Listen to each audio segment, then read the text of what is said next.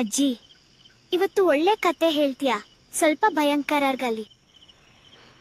ಇದು ಸುಮ್ಮನೆ ಕಥೆ ಅಲ್ಲ ಕಣೆ, ಶಕ್ತಿಯ ಕಥೆ. ಹಿಂದಿನ ಕಾಲದಲ್ಲಿ ಮನುಷ್ಯರು ಆಯುಧ ಮಾಡೋದಕ್ಕೂ ಮೊದಲು ಕೆಲವು ಶಕ್ತಿಗಳಿದ್ವು. ಸೃಷ್ಟಿಗೆ ಹಿಡಿತ ಬೇಕಾದಾಗ ಅದನ್ನು ತಡೆಯೋ ಶಕ್ತಿ ಹುಟ್ಟಿತು. ಆ ಶಕ್ತಿಗಳಲ್ಲೇ ಒಂದು ಬ್ರಹ್ಮಾಸ್ತ್ರ. ಮೊದಲಿಗೆ ಅದನ್ನ ಅರಿತವರು ಋಷಿಗಳು. ಯಾಕಂದ್ರೆ ಆ ಶಕ್ತಿಗೆ ಹಿಡಿತ ಬೇಕಿತ್ತು. ಅದು ಕೈಯಲ್ಲಿ ಹಿಡಿಯೋದಲ್ಲ, ಮನಸ್ಸಿನಲ್ಲಿ ಹಿಡಿಯಬೇಕು. ಅರ್ಜುನನಿಗೆ ಆ ಶಕ್ತಿ ಗೊತ್ತಿತ್ತು, ಆದ್ರೆ ಅವನು ಅದನ್ನ ಬಳಸೋಕೆ ಹೆದರಿದ್ದ.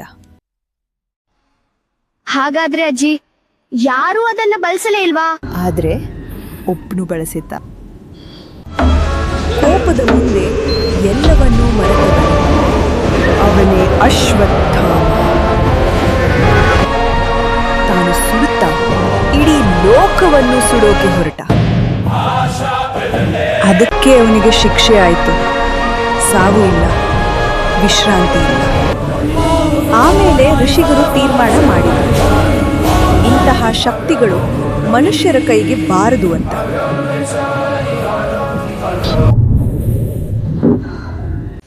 ಈಗ ನಿದ್ದೆ ಮಾಡು, ಎಲ್ಲ ಶಕ್ತಿಗಳಿಗೂ ಸಮಯ ಇರತ್ತೆ. ನಾಳೆ ಇನ್ನೊಂದು ಅಸ್ತ್ರದ ಕತೆ ಹೇಳ್ತೀಯಾ? ಹೇಳ್ತೀನಿ.